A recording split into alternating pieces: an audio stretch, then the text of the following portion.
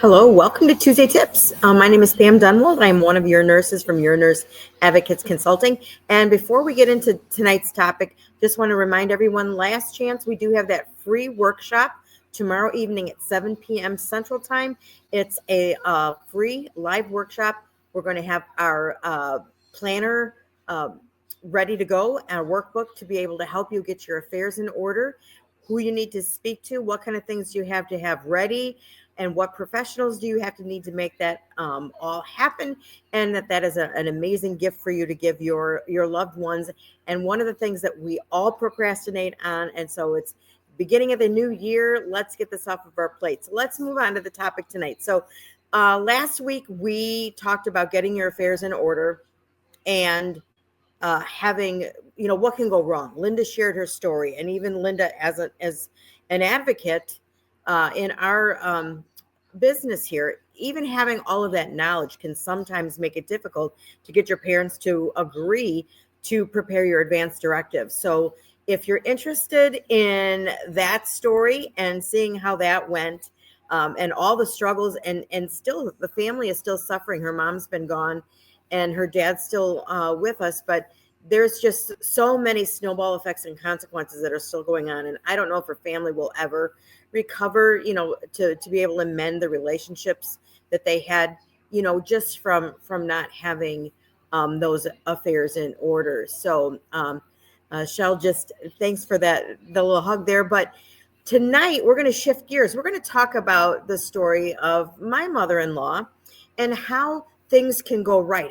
What does it look like when the affairs are in order? So that's the topic for tonight. Again, just remind you, tomorrow's the last chance for our free workshop on getting your affairs in order. We're going to have that workbook, fill in the blanks, start making lists, start making notes, really taking action to move forward on that topic. So let's go ahead and get started here.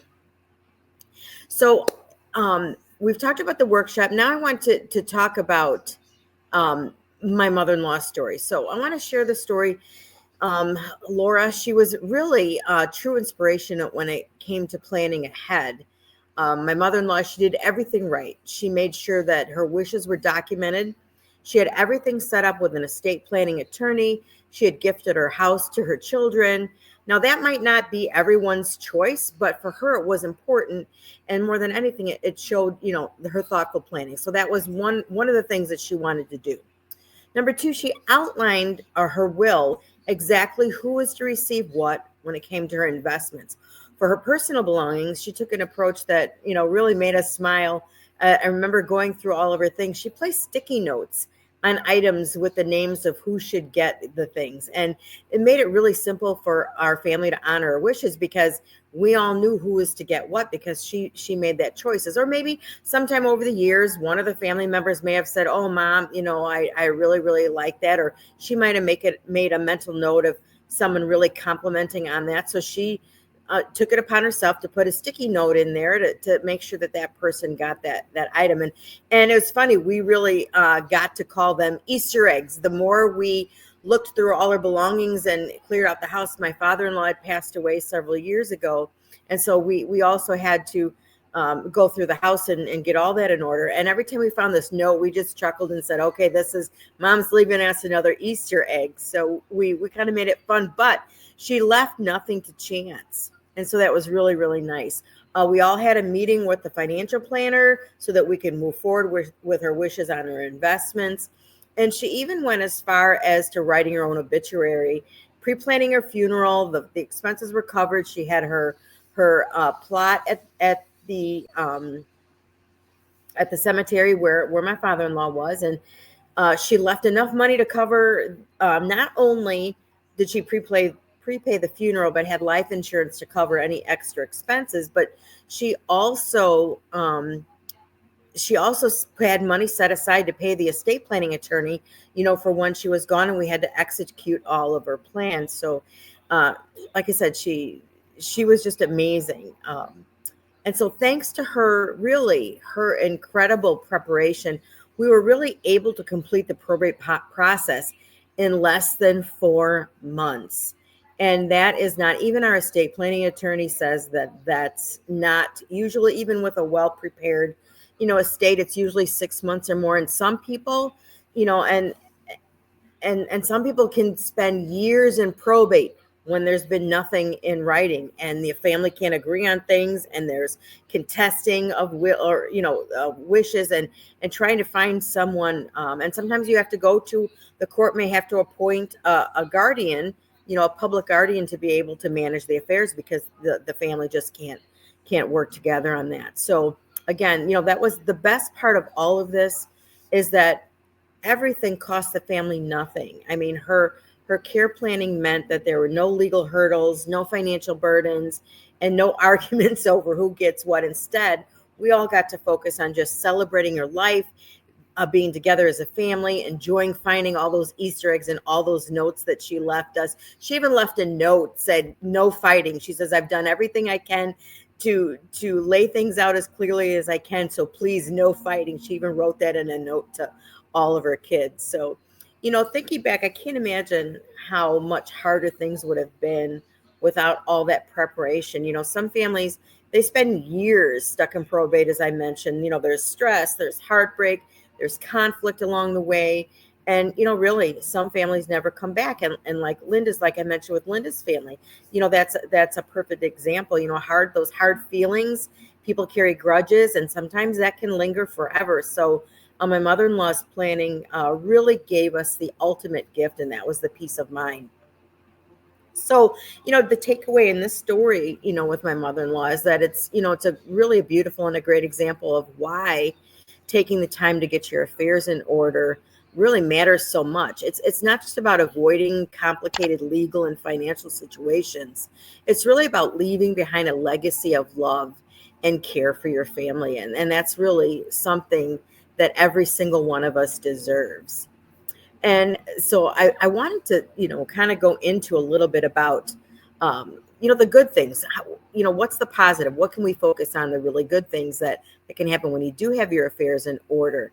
And I'm going to jump back. What I think I'm going to do here for a minute is I think I'm going to share my screen. And what I'd like to do is just give you a little taste of the workbook, our peace of mind planner that we're going to share with our getting your affairs order. And we rushed this, I think, a little bit in January, so we may do an encore presentation, but only if there's enough interest. So let me just kind of share my screen and take a peek at what our peace of mind planner, our workbook is. And you're going to get a checklist as well. And so let's take a peek at that. And let me go ahead and share my screen, and then we will take a peek at that. So let me go ahead and do that. Here we go. And let's see. All right, so here we go. So this is, let me just scroll to the top so you can kind of see what it is. And I didn't know I was that far down. So this is what it looks like. Just getting your affairs in order workbook. It's our peace of mind planner. And we just share a little bit about Linda and myself, that we're glad you're here. And the first thing is the first thing that we start to look at is, what does it mean to get your affairs in order? So we're going to talk about that. It means something different to everyone. So we have some room for you to be able to take some notes. There's going to be some exercises, what is important to you in, wanting to have your family deal with or not deal with when the time comes. We just, again, a place to start putting down some information so that everybody has it. And that's the whole thing. I mean, I don't want to stress upon getting your affairs in order as this morbid thing that you need to do before you die. Unfortunately, we don't know when a serious illness could strike. We don't know when some kind of accident or an injury can occur that could put us in a state that we're not able to make these decisions. And now our family is left really in turmoil, trying to figure this all out, when all they want to do is spend time with you and be with you in hopes that you can make a full recovery.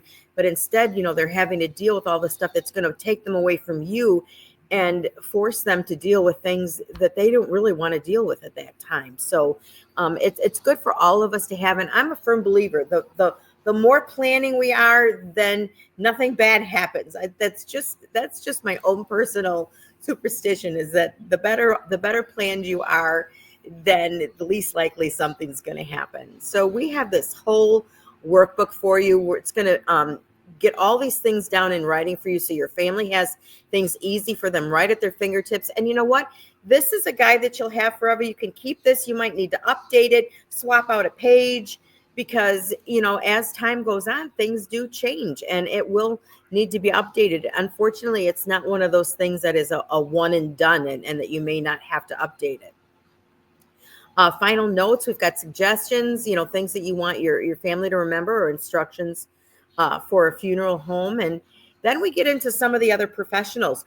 Are you going to need a financial planner? And then we talk about, how do you choose one? What are some differences in financial planners? And then we look at also the same thing with an estate planning attorney.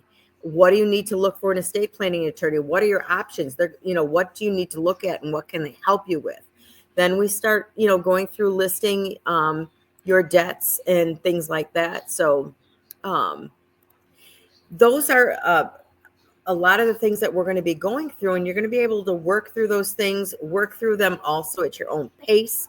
But we just wanted, it's such an important thing, and that's why we want to offer this as free. I mean, we can't come in as nurse advocates, we can't come in and do all this planning for you, but what we can do is to make the task less laborious, less overwhelming, less intimidating, by walking you through the steps of how to prepare before you speak with the necessary professionals that can wrap it all up, put it in a bow, and you have some idea what to expect, and you're not kind of blindsided with not having everything that you need to know before you meet with them. So consider joining us tomorrow evening, again, 7:00 Central Time. The registration link is, I will put that also in the comments here. And let me do that right now before I forget. And then we're going to go ahead and wrap things up for our this week's Tuesday tips. And we will wrap it up again just with me putting in that link here. Here we go. And I'm going to drop that in our comment here. And there you go. Now you have it. And again, that's tomorrow evening at 7 p.m. Central Time. It'll be probably about an hour and a half. So a plan for that. And like I said, we'll have a checklist for you. We have our Peace of Mind planner, and we're committed to help you tackle this topic. And this probably has been something that's been on your to-do list for a long time. So hopefully we'll see you tomorrow evening. Take care. And that'll wrap it up for another Tuesday Tips. We'll see you soon.